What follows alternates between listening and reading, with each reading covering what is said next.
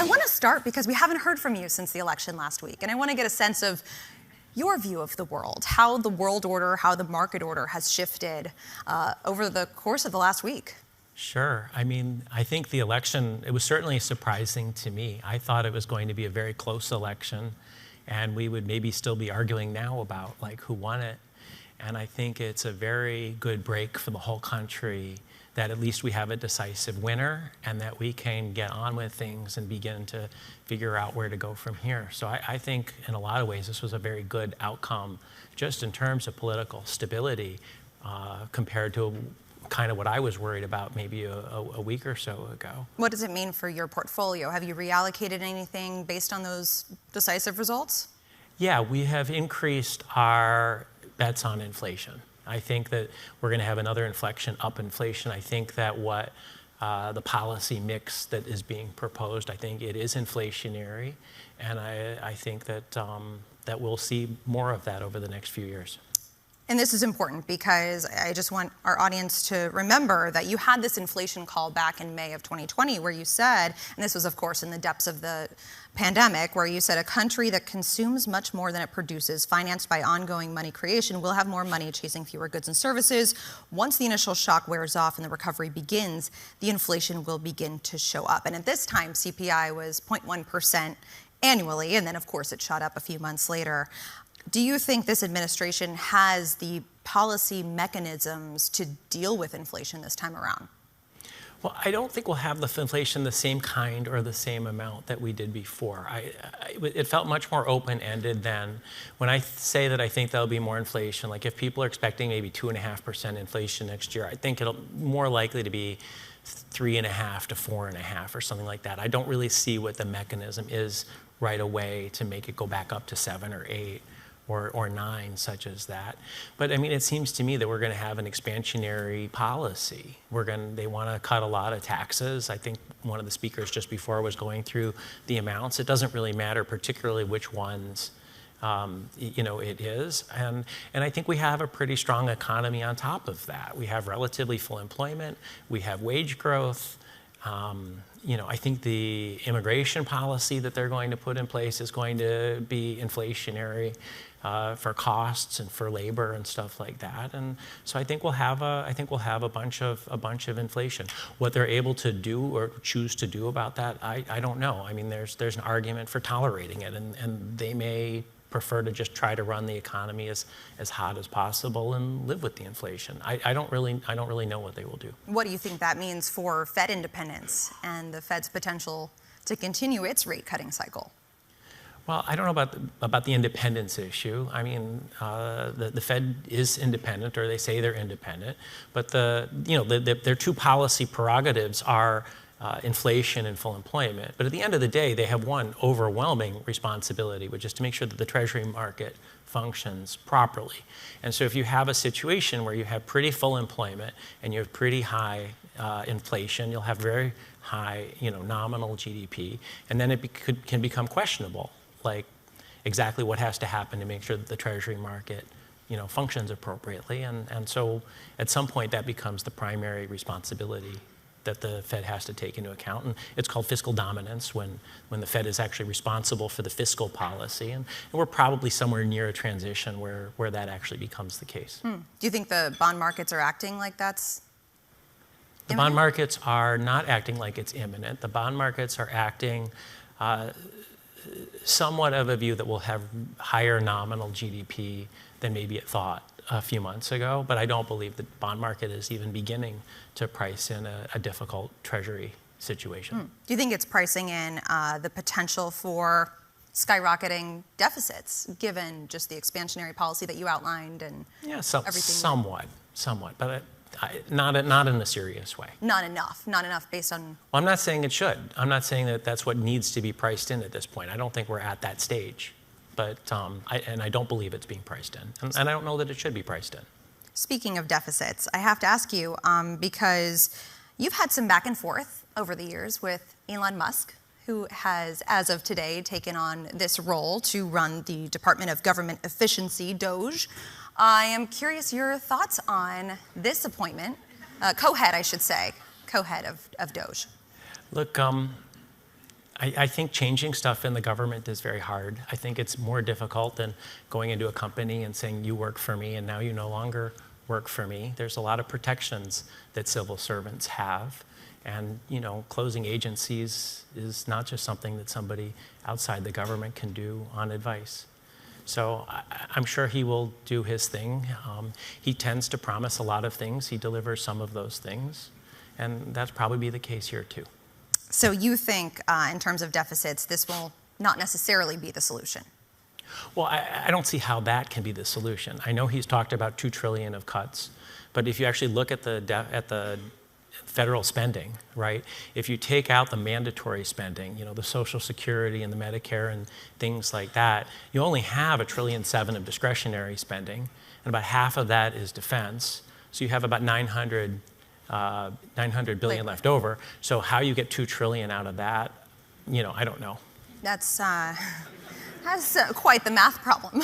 We'll leave that to the experts, perhaps. In terms of just the overall macro picture, it sounds like you believe that despite some reemergence of inflation, growth won't be a problem. So you're not concerned about stagflation. No, I think the economy is pretty good, and I think they're going to run it pretty hot. And yeah, I see the stock market is good, right? And asset prices are high. Christmas should be good. Employment is good. Wages are up. I don't know, unit labor costs are up 3.5%, and I think there's 2% of productivity on top of that, which means that wages must be up 5 or 6%. So, obviously not each person is in a great spot, but collectively, this should be a pretty strong economy. But in your latest letter, you wrote that by most measures, it is the most expensive stock market that we have seen since the founding of Greenlight. But it sounds like you're not outright bearish. So what does that mean for your gross exposure? Yeah, we're not outright bearish, and it is the most expensive market of all time, as far as I can see, at least since I've been managing. There's plenty of businesses that are pretty ordinary. They grow GDP or GDP plus 1 or 2, and they're trading at 45 times earnings and stuff like this. And then there's other businesses that have a little bit more excitement than that, and they're trading at 45 times revenues and things like that. This is a really, really, really pricey environment, but it doesn't necessarily make me bearish. Asset prices can trade at the wrong price, and they can trade at the wrong price for a long period of time. A few years ago, we had trillions and trillions of debt around the world that was trading at negative interest rates, which of course made no sense. It didn't make sense then, but just because it began trading at negative rates didn't mean it couldn't persist for several years. Now there's very little debt that trades at negative interest rates. So if you bought and you held all the way through, then you probably have like a bad outcome, but you didn't know if this was going to be 3 years of negative interest rates, 10 years of negative interest rates. So an overvalued stock market, that's not necessarily a bear market, and it doesn't necessarily mean it has to go down anytime soon. And so I'm not particularly bearish. I can't really see what's going to break the market at this point. Not that you always can, but there doesn't seem to be anything obvious to me. So I just observed that it's a really expensive market, that if you buy and hold for a very long period of time, I doubt that this is you'll look back and say this was a great entry point of all of the entry points that you could have. But that being said, there's no reason why the market can't continue to do fine for a good period of time. What does that mean for your appetite to hedge? Well, I try to manage most of the portfolio from the bottom up. So we find a few things that we still make sense. I think the market has companies that are literally, hated and forgotten about and stuff like that, and they trade actually at reasonable values. They're just not exciting, and you probably don't want to talk about them very much, on your, on CNBC and stuff like that. And, they're not necessarily going to go up in the next, day or month or something like that. But there are things that are truly despised and hated and cheap on an absolute basis that I think makes sense to own. And on the other side of that, I think there's plenty of things that are probably overvalued and deteriorating that we can use to be a bit more cautious. I think we do want to talk about this on CNBC, in fact. I know in your latest letter you said you were building 3 long positions, one of which was Peloton. We've covered that a lot on CNBC. That one was a good one. And for those who haven't seen it, you pitched that one at another conference, but on a Peloton bike, which was quite the task of multitasking. It was harder than I expected it to be. Yeah, new appreciation for the instructors. Right? Yeah, they're really fit. Yeah. Yeah. But you have 2 other long positions that you've been building care to share what both of those are? All right, I'll share one, but I'm not going to do it while driving an agricultural combine. That is a huge disappointment because no, we do not have one here. You don't have one for me. No, we do not. And I didn't wear a farmer costume. That would have been real preparation. That would have been advanced. One of the new ones we just actually finished buying is a company called CNH, which stands for Case Newhall, and they make tractors and combines.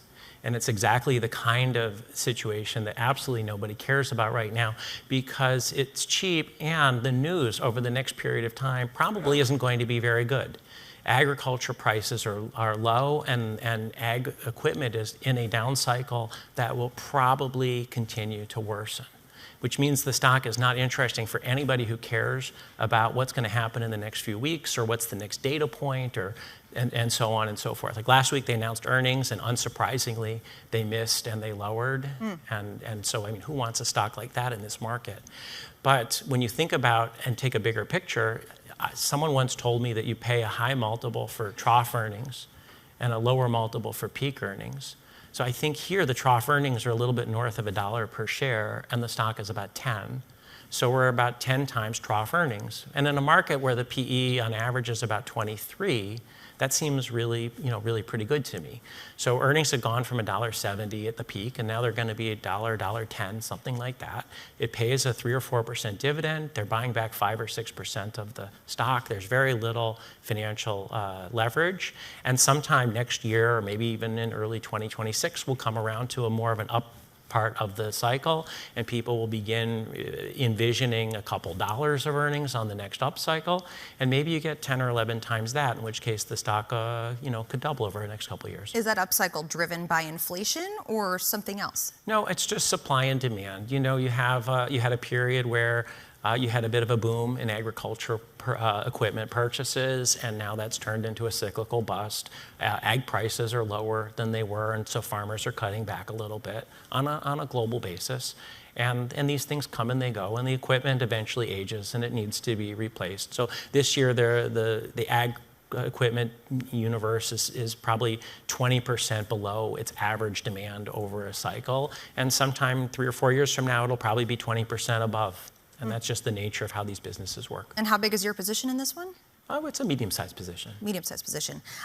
Going back to Peloton, so in addition to pitching that one while riding a bike, which you can sit and talk about it here, where do you see the biggest bull case for Peloton, given it has been so unloved for the last few years now? Got a bit of a boost when you disclosed the pick.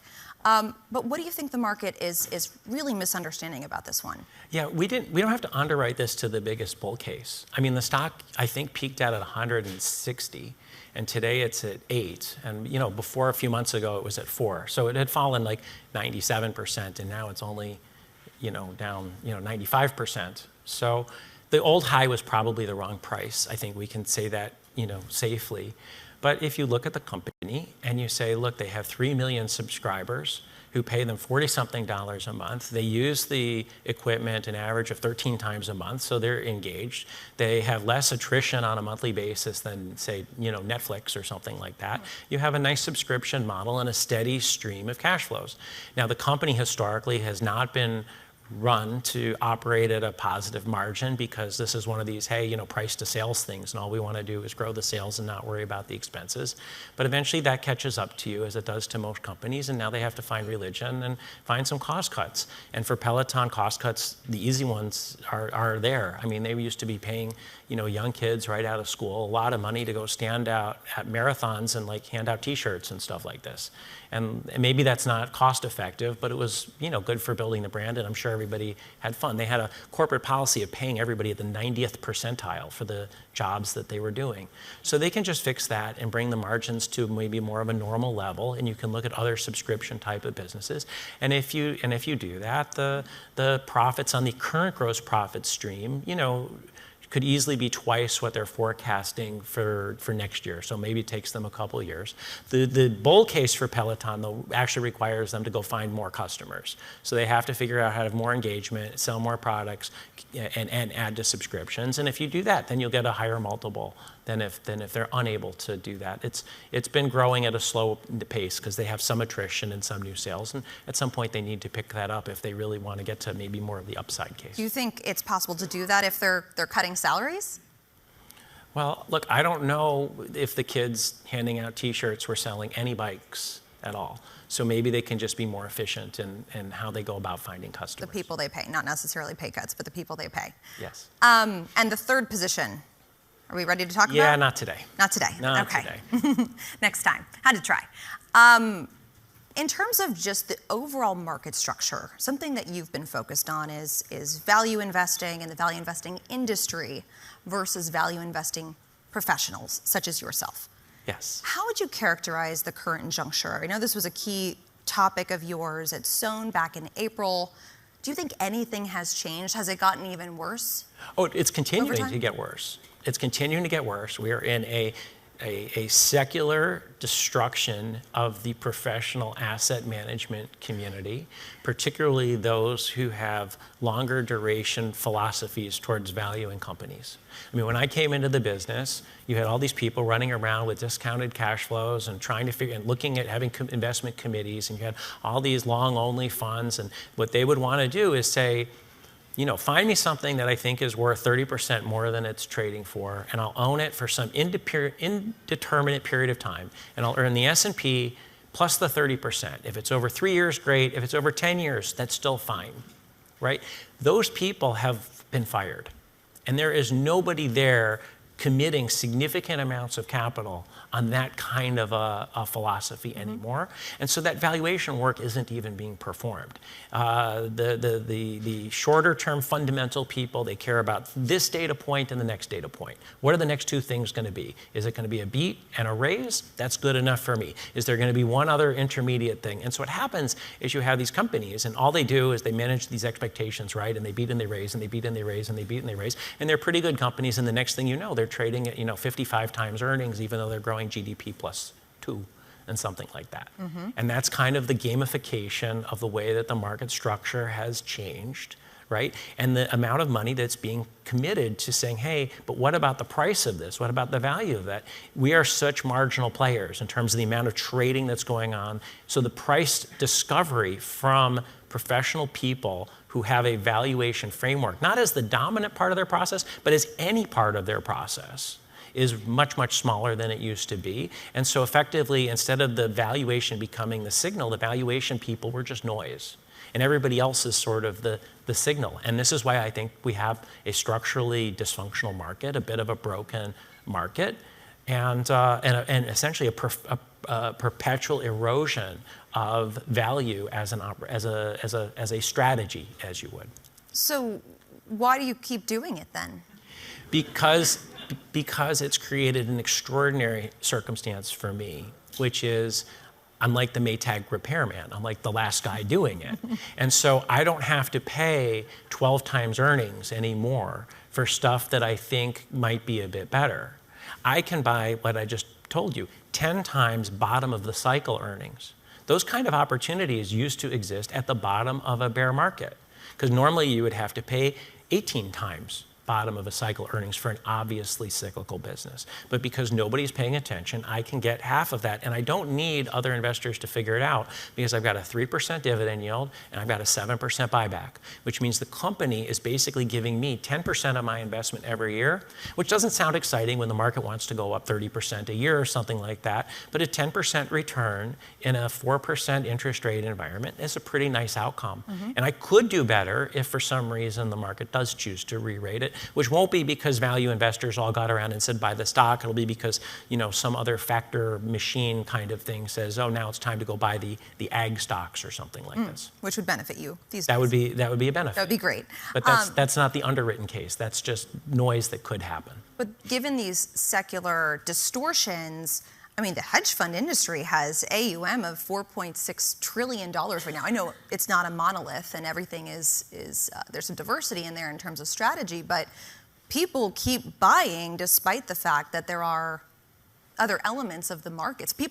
In other words, people are still paying up for active management despite some of these other forces. Sure. Look, the passive people, they don't care what the value is.